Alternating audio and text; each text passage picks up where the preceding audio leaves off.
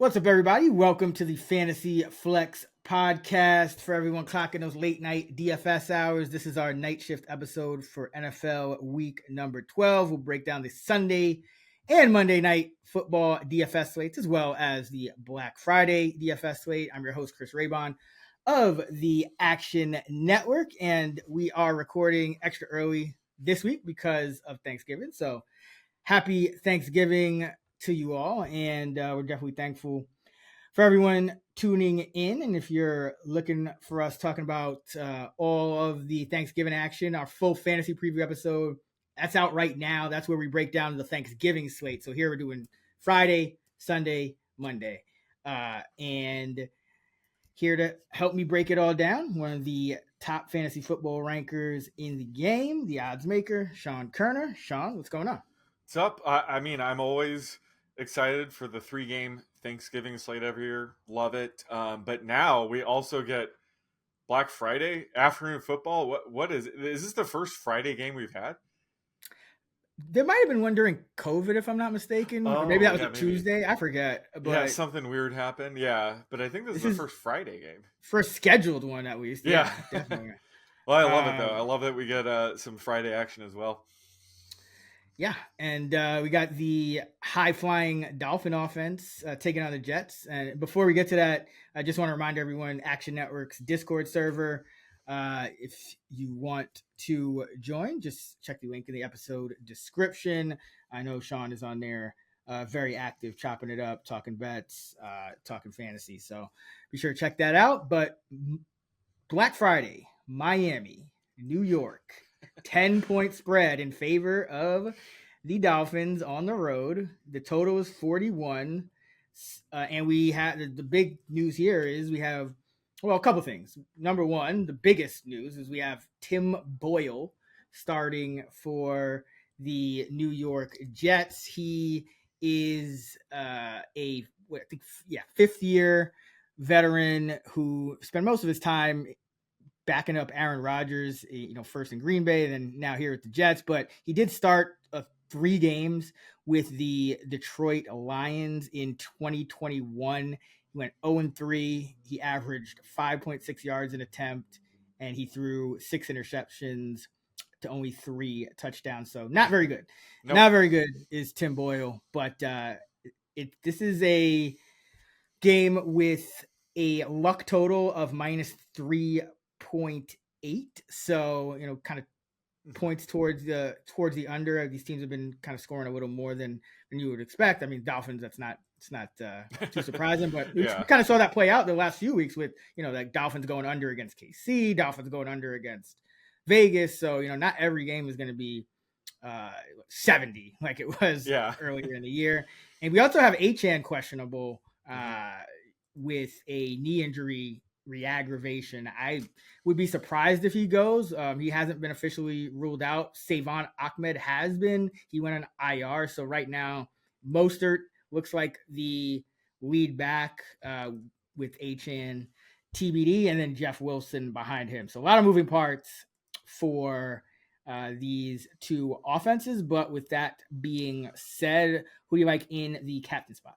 Well, I'm going to go with the no-brainer play here. I'm going with Tim Boyle. Just kidding. Oh, yeah. I'm going – I mean, this is kind of a semi-contrarian play here, but I'm going to go Jalen Waddle in the captain slot. He's been pretty quiet lately, but he was dealing with a pretty bad back injury back in week 7. That could have lingered. He was obviously playing through it. He saw his snaps take a hit trying to play through it. But then they had the bye, and he returned to a 88% routes run rate following the bye. So I think he's much closer to 100% now. Didn't have a big game, so he's been pretty quiet the past few weeks. So he always carries enough upside to consider in the captain slot. And I think in this situation, he could be overlooked. It is a tougher matchup against the Jets, but I mean, we can't get too picky in the 1-game slate.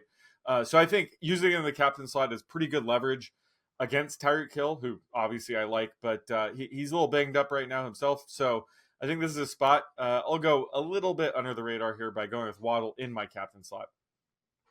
I thought you were probably going to go Brees Hall, but he's been really Yeah. tough to trust because I talked about this before the season. If he doesn't break a big run, and luckily he saved his fantasy day last week with the work in the receiving game, and I think that's what he'll have to do Yeah.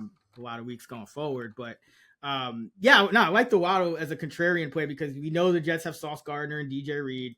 Yeah. We know the Jets are one of the best teams against wide receivers, but I still like Tyreek in the captain spot because I think I think the next best option is probably one of the running backs, but we don't, as we record this, we don't know for sure that Achane is going to be out. If so, Mostert would be a slam dunk. If Achane's in, then I think he's in play there. But Tyreek, he's matchup proof at this point, and this is a slate where this Jet offense is so bad, and they're starting to play, a lot of newer, younger guys too, so that you don't really need to worry about salary in a captain spot. So Tyreek is going to be my play. The Jets did allow Stephon Diggs to go 10 for 102 and a touchdown. CeeDee Lamb to go 11 for 143. Keenan Allen 8 for 77. Devontae Adams 6 for 86. And these are all games with Sauce Gardner in. I think he missed one when AJ Brown went off. But I'm not going to include that. But just to show that the Jets have given up some big production to other number one alpha type receivers. We know what Tyreek has done. I mean, at this point, it's kind of silly to even talk about the numbers because it's just every week it's just 100 yards and probably a touchdown. He scored in 8 of his 10 games. He scored at least one touchdown, and he has 112 or more yards in 6 of 10 games. His season low is 40 yards, and in that game he scored a touchdown. So this guy, super high ceiling, but also one of the highest floors in a game, if not the highest. So going with Tyreek. Value we like. I will go with Brees Hall here. And Zach Wilson isn't very good, but neither is Tim Boyle. The Jets will probably try to lean on the run game as much as they can and their defense to keep them in this. And Boyle probably maybe a little bit more willing to check it down to his running back. He's definitely not a scrambler, but sometimes Wilson will scramble around, get yards himself, or throw a pick six or something. So it makes sense to dump it off to Hall, especially since you mentioned it. He's been kind of disappointing, especially as a runner lately, but he's been having a lot of big production as a pass catcher. So I could see them, trying to get him even more involved and design screen passes, things like that. And he certainly has enough big playability to finally break out with a long run or two. So in terms of value play, I think he's great. And yeah, if you want to go even more contrarian in the captain slot, I think he's worth it. He still has a massive ceiling. So yeah, I think Brees Hall is an excellent value play here. Yeah, I mean they're going to have to be designed because Miami is one of those teams. They play a lot of man coverage, they will blitz as well. So it's hard for just like your normal everyday running back to get a lot of targets against them. But Brees Hall, he's going to get things designed for him, so shouldn't be an issue. But Miami is allowing the fewest receptions to backs, so that's something to keep in mind. But again, like when you're a guy like Brees, you're getting the designed stuff that's going to kind of offset that. But something to keep in mind. For me, I'm going Mostert at this point. Whether or not Achane plays, I think Mostert is a good value. I would doubt that Achane would get a full workload on a short week with him being banged up with a knee injury. So Mostert probably will still be the goal line back, probably still be the 1A regardless, kind of like when Achane first came on the scene. And the Jets are allowing the 8th most rushing yards to opposing backfields, the 5th most receiving yards to opposing backfields. So really the way to attack the Jets is on the ground. I still think Tyreek Hill gets his, obviously, but coming into this game, I do think the Dolphins are going to have to look to attack on the ground. So Raheem Mostert is going to lead that charge. So like him as a value. Who do you like for dart throws? I'm scraping at the bottom of the barrel here. This will make up for my Zach Charbonnet dart throw, but I'm going Jeremy Ruckert here. Jeremy Ruckert, he overtook CJ Uzoma as the number Yep. 2 tight end on the Jets. I mean, not a great role to be in, but still, it's something. And the Jets do look like they're starting to go with the younger guys in what's a Yep. lost season. I mean, there's a chance Rodgers can return later on, but that seems like a pipe dream at this point.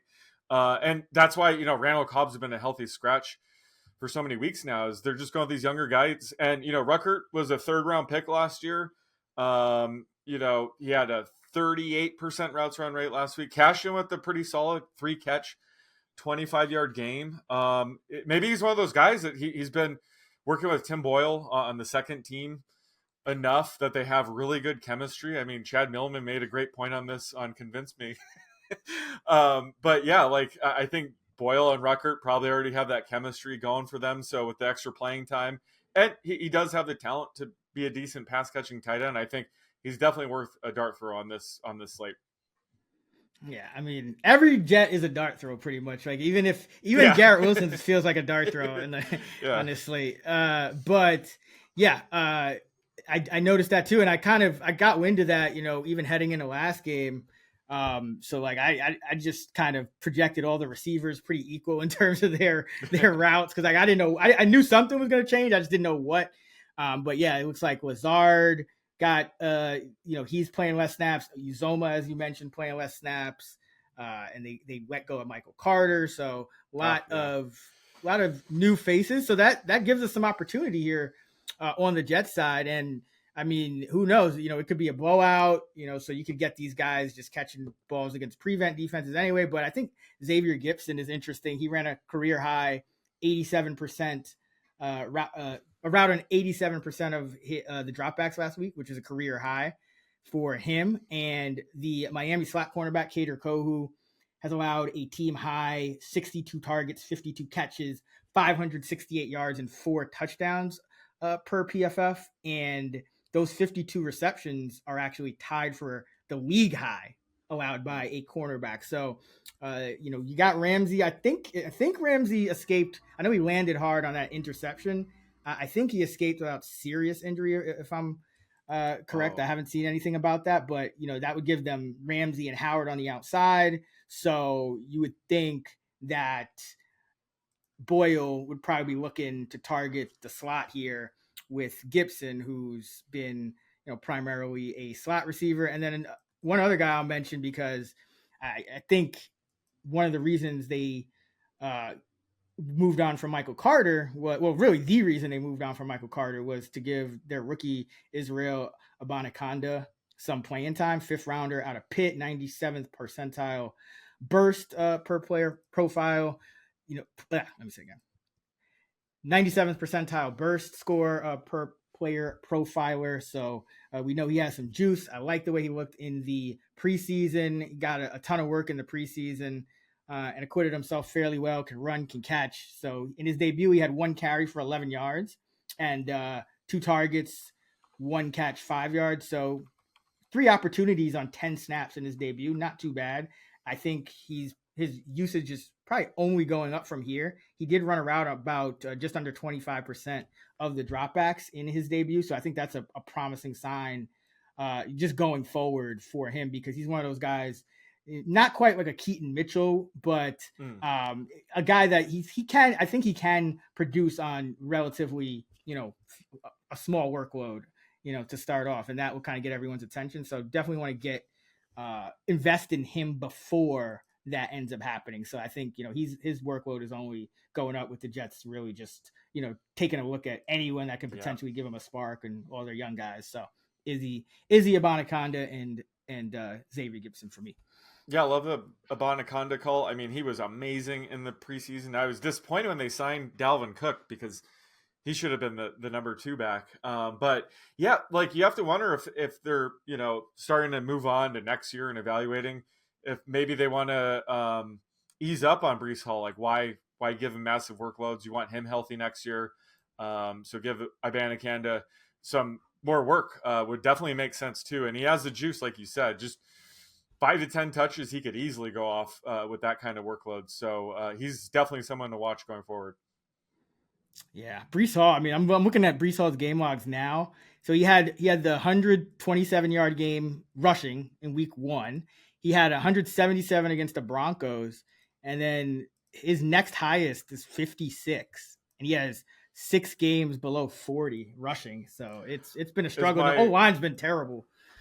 Oh yeah, good point. But what did I take like under 900 rushing yards? Is that back in play? Is this kind of like Cam Akers, where I thought it was dead in the water? But might hit now, or it's probably toast. It's probably favored to hit now. He's at 544 and he's got 7 games. Yes, it'd be close. He's got to play them all. Yeah, you just gotta hope he doesn't have like one of those, like another one of those big, 100+ yard game. But even, I mean, like you said, who knows what they'll do with the workload? Maybe they'll use him more in the receiving game and wait. I mean, it just like they're just running him into a wall. I mean, they could just use Dalvin Cook for all that. True. At this point. But I digress.